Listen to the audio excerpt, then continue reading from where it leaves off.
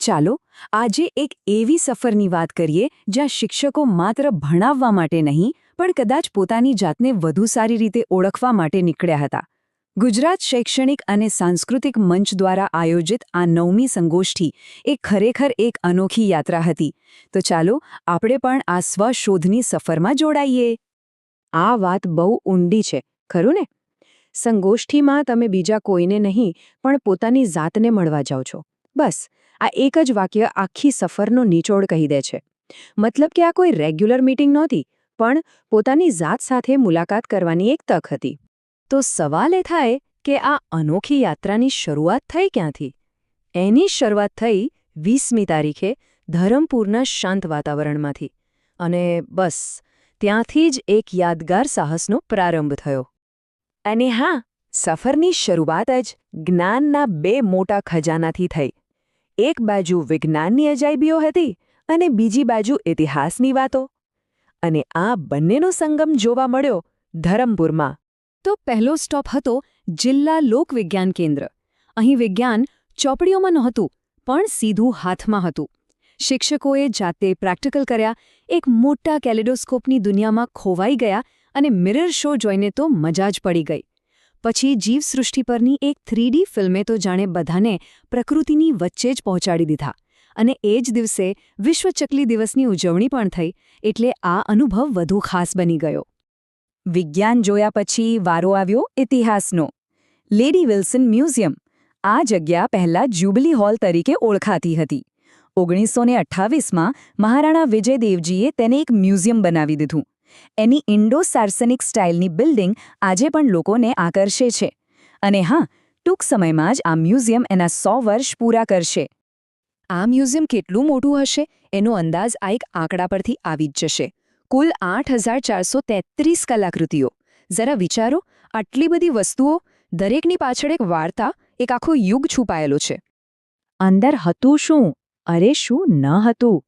એક તરફ એકદમ મોટી બ્લુ વેલનું હાડપિંજર હતું જે જોઈને નવાઈ લાગે, તો બીજી તરફ દક્ષિણ ગુજરાતની આદિવાસી સંસ્કૃતિના રંગો જોવા મળતા હતા. જૂના જમાનાના સિક્કા, હાથી દાંત પરની ઝીણી કોતરણી, બધું જ હતું. દરેક વસ્તુ જાણે પોતાની વાર્તા કહેતી હતી. સારું, તો ઇતિહાસ અને વિજ્ઞાનની દુનિયામાંથી બહાર નીકળીને આ યાત્રા હવે આધ્યાત્મિકતા અને પ્રેરણાની દિશામાં આગળ વધી. હવેનો સ્ટોપ હતો એક આશ્રમ અને એક બહુ જ ખાસ શાળા. હવે બધા પહોંચ્યા શ્રીમદ રાજચંદ્ર મિશન. આ કોઈ સામાન્ય આશ્રમ નથી. 223 એકરમાં ફેલાયેલું આ એક એવું કેન્દ્ર છે જ્યાં શિક્ષણ, વિજ્ઞાન અને આધ્યાત્મ બધું એકસાથે મળે છે. અહીં મંદિર પણ છે અને સાયન્સ કોલેજ પણ. મેડિટેશન હોલ છે તો સાથે સાથે 300 સ્વયંસેવકોથી ચાલતું એક મોટું સ્પોર્ટ્સ કોમ્પ્લેક્સ પણ છે. આશ્રમની ભવ્યતા જોયા પછી શિક્ષકો એક એવી જગ્યાએ પહોંચ્યા જ્યાં સાદગીમાં જ સાચી પ્રેરણા છુપાયેલી હતી. એ જગ્યા હતી કરંજવેરી પ્રાથમિક શાળા, જ્યાં શિક્ષણનો સાચો અર્થ જોવા મળ્યો. અને ત્યાં જે રીતે સ્વાગત થયું એ તો સાવ અનોખું જ હતું. ફૂલો કે હારની, પણ શબ્દોથી. ખબર છે કેવી રીતે? શાળાના બાળકો દર મહિને એક મેગેઝિન કાઢે છે. નામ છે કલરવ. તો એનો એક સ્પેશિયલ અંક આ મહેમાન શિક્ષકો માટે તૈયાર કરવામાં આવ્યો હતો. આનાથી વધારે દિલ જીતી રહ્યું સ્વાગત બીજું શું હોઈ શકે, નહીં? અને હવે આખી સફર એના મુખ્ય મુકામ પર પહોંચી, ચાસ માંડવા. આ જ એ જગ્યા હતી જ્યાં આખી સંગોષ્ઠીનું આયોજન થયું હતું.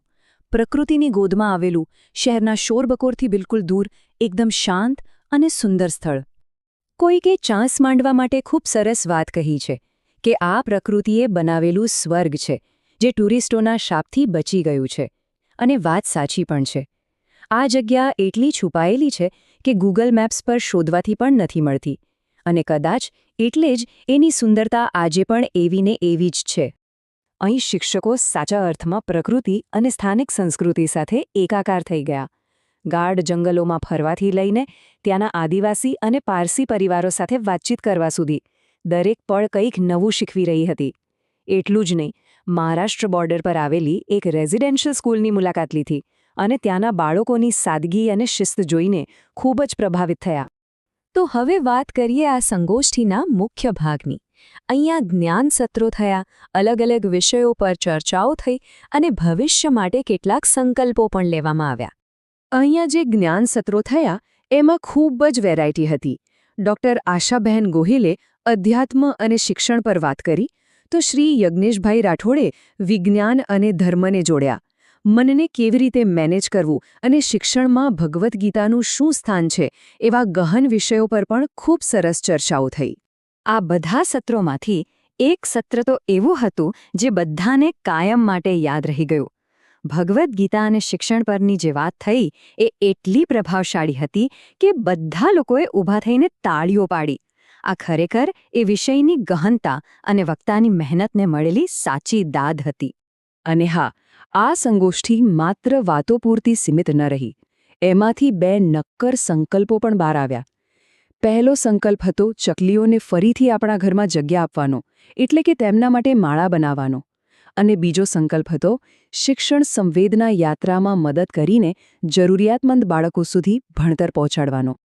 ધીરે ધીરે સંગોષ્ઠી પૂરી થવા આવી.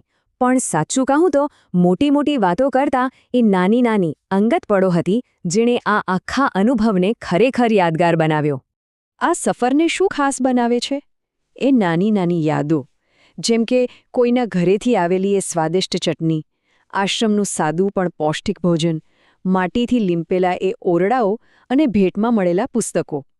છેલ્લે ગીત સંગીત અને નાચગાન સાથેની વિદાય અને યજમાન પિયુષભાઈ ધાનાણીનું પરફેક્ટ મેનેજમેન્ટ. આ બધું જ તો છે જે હંમેશા યાદ રહેશે.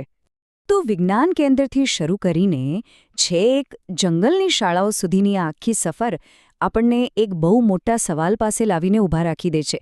સવાલ એ છે કે શું સાચું શિક્ષણ, જે ખરેખર આપણામાં પરિવર્તન લાવે, એ માત્ર ક્લાસરૂમની 4 દિવાલોની બહાર જ મળે છે? આના પર વિચારવા જેવું છે, ખરું ને?